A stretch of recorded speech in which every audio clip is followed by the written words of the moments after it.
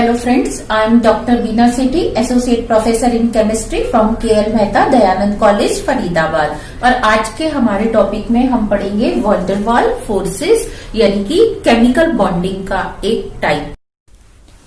Part 1 में हम पहले देख चुके हैं definition of van der Waals forces, types of van der Waals forces, factors affecting energy of van der Waals forces. इस लेक्चर में हम देखेंगे एंड वैन डर वाल रिपल्सिव फोर्सेस, साथ में देखेंगे हम कुछ एग्जांपल्स जैसे कि applications of van der Waals forces in our day to day life.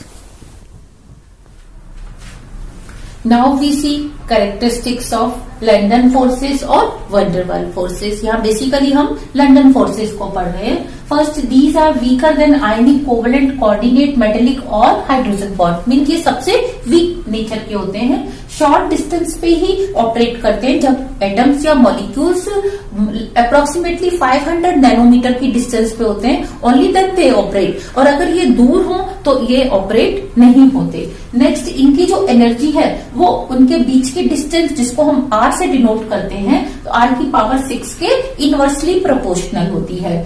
Next, van der Waals forces जो है ये डिपेंड करते हैं number of electron present in atom और मॉलिक्यूल। जैसे जैसे आप देखेंगे एटम में नंबर ऑफ इलेक्ट्रॉन इंक्रीज हो रहे हैं, जैसे आप देखते हैं helium, neon, argon, krypton, xenon. तो जीनॉन में क्या है, नंबर ऑफ इलेक्ट्रॉन ज्यादा है, तो वहां पे वैन डर वाल फोर्सेस ज्यादा होंगे इन कंपेरिजन टू हीलियम, और हीलियम से ज्यादा होंगे नियॉन में, नियॉन से ज्यादा होंगे आर्गन में। तो आप ये सीक्वेंस लिख सकते हैं कि हीलियम में सबसे कम, उसके बाद नियॉन, नियॉन के बाद आर्गन, आर्गन के बाद क्रिप्टन, क्रिप्टन के बाद जीनन और फिर रेडन। तो आप ये देखते हो कि इसको लिक्विफाई करना आसान होगा क्योंकि इसके बीच में ज्यादा वैन डर वाल फोर्सेस है। इसको इम्पॉसिबल के आसपास होता है कि आप इसको लिक्विफाई नहीं कर पाते क्योंकि इसमें बहुत ही poor van der Waals forces होते हैं।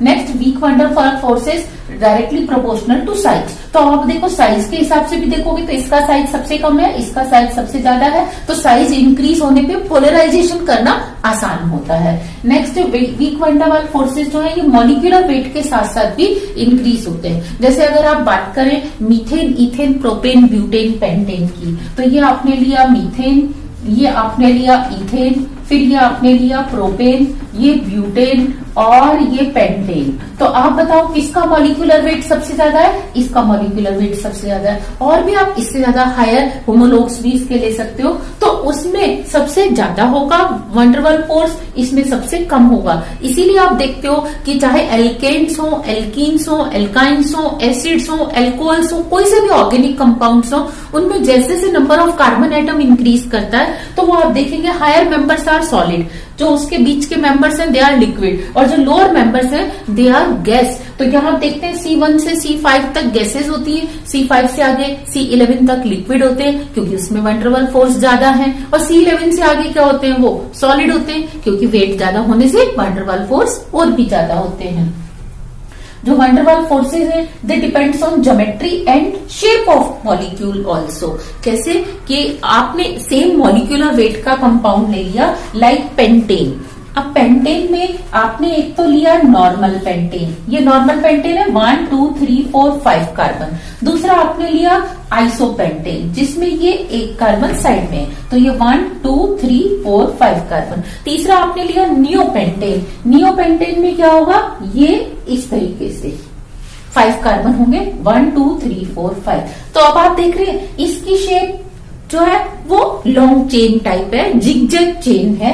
अब ऐसा कि ऐसा दूसरा नॉर्मल पेंटेन हो ये, फिर ये तीसरा नॉर्मल पेंटेन हो इस तरीके से, तो इसके मॉलिक्यूल और इसके मॉलिक्यूल के बीच में सरफेस एरिया ज्यादा है इंटरेक्शन करने के लिए, तो यहाँ पे वैन डर वाल फोर्स ज्यादा होंगे। ये थोड़ा सा कम है सरफेस एरिया, तो अगर ऐसा कि ऐसा मॉलिक्यूल आएगा तो इसके कंपैरिजन में यहाँ वैन डर वाल फोर्स कम होंगे। और ये आप देख रहे हैं ऑलमोस्ट सिमेट्रिकल है, और ऐसा ही एक और मॉलिक्यूल आ जाए तो वो भी क्या होगा, सिमेट्रिकल होगा। तो इस केस में जब सरफेस एरिया कम है तो वैन डर वाल फोर्स कम होंगे, तो इसलिए नियोपेंटेन का जो बॉइलिंग पॉइंट है वो कम होता है और नॉर्मल पेंटेन का बॉइलिंग पॉइंट जैसे ज्यादा होता है। तो ब्रांचिंग इंक्रीज करने से ऑर्गेनिक कंपाउंड्स में बॉइलिंग पॉइंट जो है इंक्रीज हो जाता है, जबकि ब्रांचिंग ना रख के स्ट्रेट चेन ली जाए तो वो जिगजैग चेन होती है, उसका बॉइलिंग पॉइंट उसके कंपैरिजन में ज्यादा होता है। नेक्स्ट टेम्परेचर, टेम्परेचर के इनवर्सली प्रोपोर्शनल होता है, क्योंकि जब टेम्परेचर ज्यादा होता है तो मॉलिक्यूल्स की काइनेटिक एनर्जी ज्यादा होती है, वो मूव करते रहते हैं तो उनके बीच में बॉन्ड नहीं बनता। लेकिन जब टेम्परेचर आप डिक्रीज करते हो, जैसे आपने ये helium, neon, argon, krypton, xenon ये लिया, तो एक तो आप जीनोन को 200 डिग्री सेंटीग्रेड पे लिक्विफाई करो, दूसरा आप 100 पे करो, फिर आप 0 पे करो या फिर आप माइनस में करो, तो आप देखोगे जैसे जैसे टेम्परेचर डिक्रीज करते हो ये पास आते हैं, इनके बीच की डिस्टेंस कम हो जाती है और ये फोर्सेस ऑपरेट करने लग जाते हैं और वो लिक्विफाई हो जाते हैं। नेक्स्ट प्रेशर, प्रेशर के डायरेक्टली प्रोपोर्शनल होता है। जैसे ही आप प्रेशर इंक्रीज करते हो तो मॉलिक्यूल्स पास आते हैं, वो एक दूसरे को क्या कर सकते हैं, इंड्यूस्ड पोलराइज्ड भी कर सकते हैं। ऑलरेडी पोलर है तो भी पास आएंगे और पोलर नहीं है तो वो स्पॉन्टेनियस पोलराइजेशन इंड्यूस कर सकते हैं और इसके कारण उनके बीच में क्या होता है, लिक्विफिकेशन आसान होता है क्योंकि van der Waals forces develop हो जाते हैं। और no effect by presence of other atoms, इन फोर्सेस की स्ट्रेंथ के ऊपर अगर पास में कोई और एटम है उसका कोई इफेक्ट नहीं होता। Now we see factors affecting strength of dipole dipole interactions. अब इसमें फर्स्ट फैक्टर है electronegativity, second one is polarity. ध्यान दो, HBr एक डाइपोलर मॉलिक्यूल है, HI भी डाइपोलर मॉलिक्यूल है, लेकिन हाइड्रोजन की नेगेटिविटी वी नो 2.1 और ब्रोमीन और आयोडीन इन दोनों की नेगेटिविटी डिफरेंट है, जबकि हाइड्रोजन दोनों ही केसेस में क्या है, कॉमन है। तो आप जानते हैं आयोडीन ब्रोमीन से नीचे आता है तो इसकी नेगेटिविटी क्या होती है, कम होती है। इसकी नेगेटिविटी ऑलमोस्ट 2.6 और इसकी 2.8। तो देखो कहाँ डिफरेंस ज्यादा है, इस केस में ज्यादा है, तो इसके ऊपर पार्शियल नेगेटिव और पार्शियल पॉजिटिव भी ज्यादा होगा। जब ये ऐसे ही किसी दूसरे मॉलिक्यूल के कांटेक्ट में आएगा, HBr के कांटेक्ट में, तो यहाँ पे जो बॉन्ड होगा वो स्ट्रॉन्ग होगा, जबकि HI के केस में जो वैन डर वाल फोर्स होगा वो वीक होगा। तो नेगेटिविटी के ऊपर डिपेंड करता है। सिमिलरली पोलैरिटी,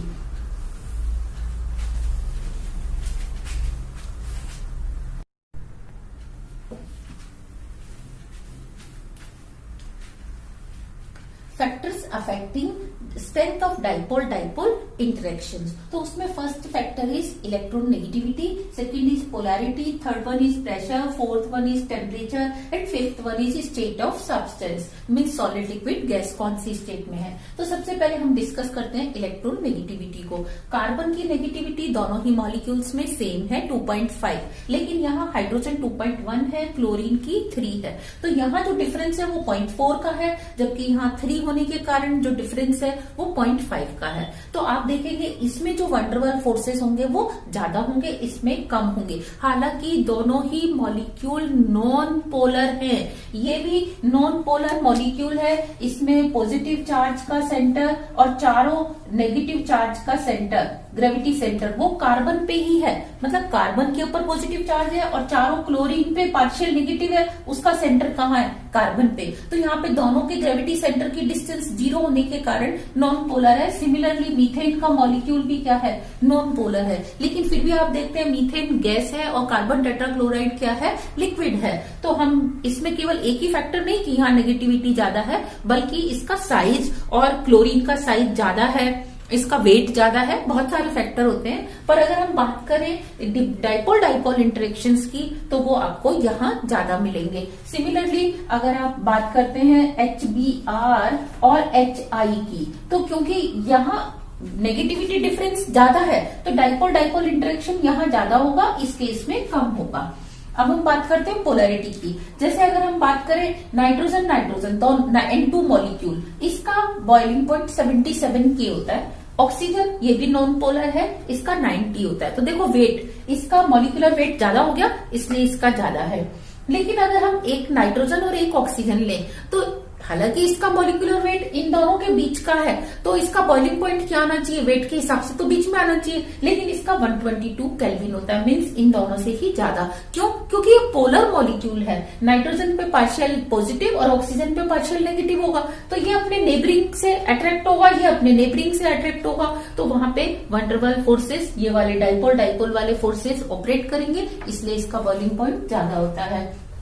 हम अगर बात करें वाटर मॉलिक्यूल और अमोनिया मॉलिक्यूल की, तो वाटर का डाइपोल मोमेंट 1.85 डेबाई है, जबकि अमोनिया का डाइपोल मोमेंट 1.49 डेबाई है। तो क्योंकि इसका डाइपोल मोमेंट कम है, इसीलिए इसका बॉइलिंग पॉइंट कम होता है और वाटर का बॉइलिंग पॉइंट 100 ज्यादा होता है। Next is pressure and temperature. Pressure increase करने पे मॉलिक्यूल्स पास पास आ जाते हैं, उनके बीच में फोर्सेस डेवलप हो जाते हैं। टेम्परेचर डिक्रीज करने पे तो क्या होगा, मॉलिक्यूल पास पास आएंगे, उनकी काइनेटिक एनर्जी कम हो जाएगी और उनके बीच में फोर्सेस डेवलप होंगे। Next is state of substance. अगर आप बात करें सॉलिड लिक्विड की, तो आप सेम मॉलिक्यूल को सॉलिड स्टेट में लें और सेम मॉलिक्यूल को आप लिक्विड स्टेट पे लें। तो जब आप उसको सॉलिड स्टेट में लेते हैं तो जो उसके फोर्सेस हैं उनकी एनर्जी 1/r³ के ऊपर डिपेंड करती है, मीन्स r³ के इनवर्सली प्रोपोर्शनल होती है। जबकि अगर आयंस मूव कर रहे हैं, लिक्विड स्टेट में है, तो मॉलिक्यूल लिक्विड स्टेट में है, तो ये डिपेंड करती है 1/r6 के। तो आपने देखा कि स्टेट के ऊपर भी क्या होता है, फोर्सेस की स्ट्रेंथ डिपेंड करती है। इस एग्जाम्पल की हेल्प से भी हम डाइपोल मोमेंट और डाइपोल डाइपोल इंटरेक्शंस के रिलेशन को अच्छे से समझ सकते हैं। ये प्रोपेन है C3H8, dimethyl ether CH3OCH3, methyl chloride CH3Cl, acetaldehyde CH3CHO and acetonitrile CH3Cn। इनका अगर हम मॉलिक्यूलर वेट देखें तो ऑलमोस्ट सेम है, 44, 46, 50, 44 and 41। It means almost same है। तो इनका बॉइलिंग पॉइंट भी क्या होना चाहिए, सेम होना चाहिए। लेकिन हम क्या देखते हैं, इनका डाइपोल मोमेंट डिफरेंट है। इसका डाइपोल मोमेंट डेबाई की यूनिट में 0.1 है। Propane almost non polar molecule होता है, जबकि डाइमिथाइल ईथर 1.3, 1.9, इसका 2.7 और एसीटोनाइट्राइल का मैक्सिमम डाइपोल मोमेंट 3.9 होता है। तो सिमिलरली आप देख रहे हैं जैसे जैसे डाइपोल मोमेंट इंक्रीज हो रहा है, boiling point is also increasing. 231, 248, 249, 294 and 355 kelvin. तो इस तरीके से डाइपोल मोमेंट से डायरेक्टली लिंक्ड है डाइपोल डाइपोल इंटरेक्शन की स्ट्रेंथ। Now we see van der Waals repulsion. हो सकता है आप इस टर्म को पहली बार सुन रहे हो, लेकिन एक्चुअली जैसे वैन डर वाल अट्रैक्शन फोर्सेस होते हैं, similarly van der Waals repulsion forces भी यूनिवर्सल फोर्सेस हैं। लेकिन ये कब ऑपरेट करते हैं और कैसे ऑपरेट करते हैं, ध्यान से देखो कि जैसे मैंने आपको बताया कि ये एक एटम था, ये दूसरा एटम था। आप इसकी जगह मॉलिक्यूल भी ले सकते थे। ये एक नॉन पोलर मॉलिक्यूल था, ये दूसरा नॉन पोलर मॉलिक्यूल था। When they are at infinity, infinity means जब इनके बीच में कोई भी अट्रैक्शन या रिपल्शन नहीं है, तो इनकी जो पोटेंशियल एनर्जी है वो क्या होगी। सपोज यहाँ पे एनर्जी इज इक्वल टू 0 है when they are at infinity. जब R की वैल्यू, ये R है, R क्या है, इंफिनिटी है, तो E की वैल्यू 0 है। लेकिन जब आप इसको इंफिनिटी से पास पास लाते हो तो क्या होता है, इनमें धीरे धीरे अट्रैक्शन फोर्सेस स्टार्ट होते हैं, जिससे एनर्जी बाहर रिलीज होती है। चाहे आप इसको पास लेके आओ, चाहे आप इसको पास लेके आओ, तो इसकी जो वैल्यू है वो धीरे धीरे कम होती है। पोटेंशियल एनर्जी यहाँ माइनस में है, इधर किस में है, पॉजिटिव में, तो ये डिक्रीज होती है। तो क्या हम इसको इनफाइनाइटली स्मॉल या इसको बहुत ज्यादा पास भी ला सकते हैं। ध्यान दो, आपने जब इसको इस तरीके से पास ले आए, एक दूसरे को टच करने लगे, तब इसके बीच में मैक्सिमम अट्रैक्शन होता है। और यहाँ पे आप कहते हैं कि इस डिस्टेंस पे क्या बन गया, बॉन्ड बन गया, जिस डिस्टेंस पे इसकी एनर्जी मिनिमम हो गई। अब मैं इसको अगर और ज्यादा पास लेके आऊंगी तो क्या होगा, देखते हैं। जैसे अगर इस सिस्टम पे तो मिनिमम एनर्जी थी, मीन्स मैक्सिमम बॉन्ड स्ट्रेंथ थी। अब मैंने क्या किया, इसको और ज्यादा पास लेके आ गई, तो अब इसका न्यूक्लियस और इसके न्यूक्लियस के बीच में क्या होता है, रिपल्शन स्टार्ट हो जाता है। When they enter in the periphery of each other, तब क्या होता है, इनके बीच में रिपल्शन स्टार्ट हो जाता है और उस रिपल्शन के कारण इसकी एनर्जी एकदम से इंक्रीज हो जाती है और बॉन्ड ब्रेक हो जाता है। तो it means every type of bond, whether it is covalent bond or coordinate bond or it is metallic bond or hydrogen bond or van der Waals force, ये एक फिक्स बॉन्ड लेंथ, जिसको आप bond distance भी कहते हो, उसी के ऊपर बनते हैं। अगर आप इसको उससे और ज्यादा क्लोज लेके आते हो तो उनके बीच में रिपल्शन क्रिएट हो जाता है और वो बॉन्ड ब्रेक हो जाता है। या आप डिस्टेंस को बढ़ा देते हो तो वो बॉन्ड धीरे धीरे ब्रेक होता है। लेकिन अगर आप बहुत ज्यादा पास लेके आते हो तो बॉन्ड और जल्दी ब्रेक हो जाता है।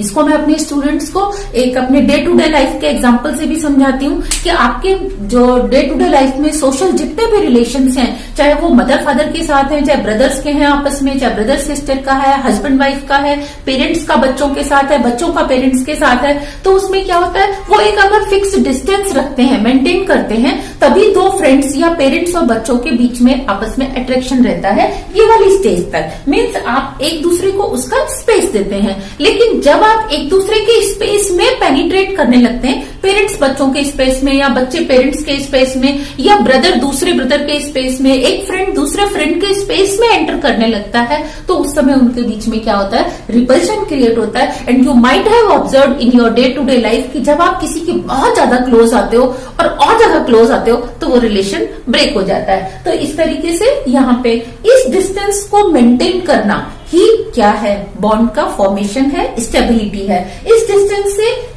आप इस डिस्टेंस से जहां पे एनर्जी कम है और ज्यादा अगर डिस्टेंस को डिक्रीज करते हो तो bond will definitely break and this repulsion is called van Waals repulsion. जब दो एटम्स या दो मॉलिक्यूल्स एक दूसरे के स्पेस में एंटर करने लगते हैं तो इन दोनों के न्यूक्लियस आपस में रिपेल करते हैं और इसी का नाम होता है van Waals repulsion.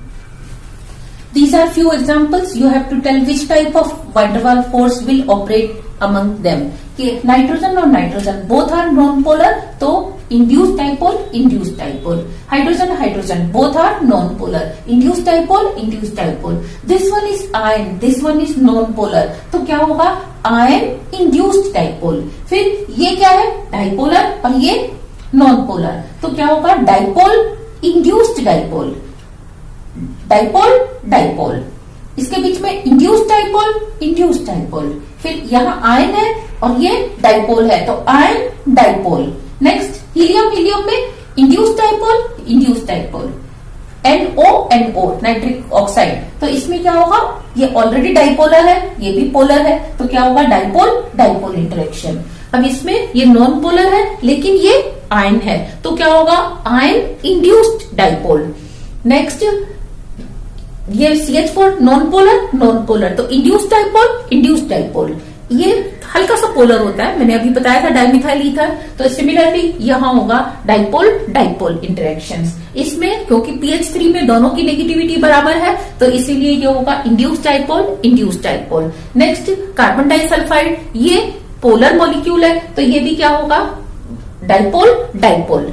Next CH2 H2 S-2 and H2S, तो आयन और ये क्या है, डाइपोल, तो आयन डाइपोल इंटरेक्शन। इस तरीके से एग्जाम में आपसे क्वेश्चन पूछे जाते हैं तो आपको आइडेंटिफाई करना आना चाहिए कि दोनों मॉलिक्यूल क्या हैं, वो पोलर है या नॉन पोलर है, आयन है या नॉन पोलर मॉलिक्यूल है। उनके बीच में इंटरेक्शन को पहचानने के लिए आपके पास क्वेश्चन आ सकते हैं।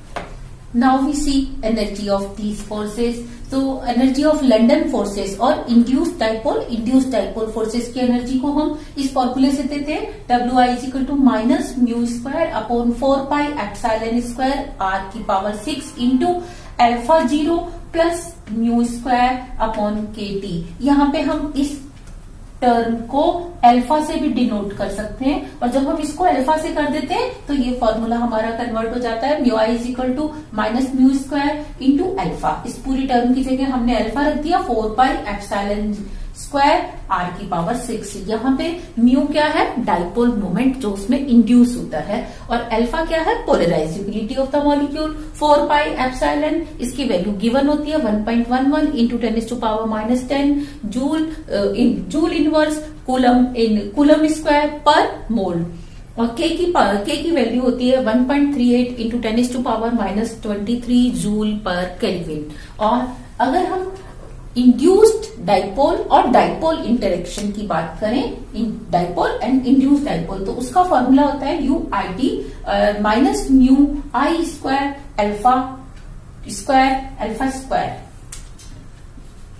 प्लस डिवाइड में होगा 4πε0² एंड R⁴ यहाँ पे अगर हमें डाइपोल इंटरेक्शन की एनर्जी निकालनी है तो वो किस फॉर्मूले से निकालते हैं, UD = -3/4I alpha 0 4 pi epsilon 0 1 upon R की पावर 6। तो ये आपने देखा 3 टाइप के फोर्सेस के लिए एनर्जी है। और अगर हमें टोटल निकालनी हो, क्योंकि एक मॉलिक्यूल और दूसरे मॉलिक्यूल के बीच में तीनों टाइप के फोर्सेस लग सकते हैं। इंड्यूस डाइपोल भी हो सकता है किसी पॉइंट के ऊपर, डाइपोल भी हो सकता है, एंड इंड्यूस डाइपोल भी हो सकता है। तो हम इस टोटल को कैसे काउंट करते हैं? Mu T is equal to -c upon R की पावर 6। c क्या है यहाँ पे? एक कांस्टेंट है। और इस फॉर्मूले में I की वैल्यू होती है आयोनाइजेशन एनर्जी से, और अल्फा 0 होता है from molar refraction of solid. तो इस तरीके से हम तीनों टाइप के फोर्सेस की एनर्जी की न्यूमेरिकल वैल्यू को भी काउंट कर सकते हैं।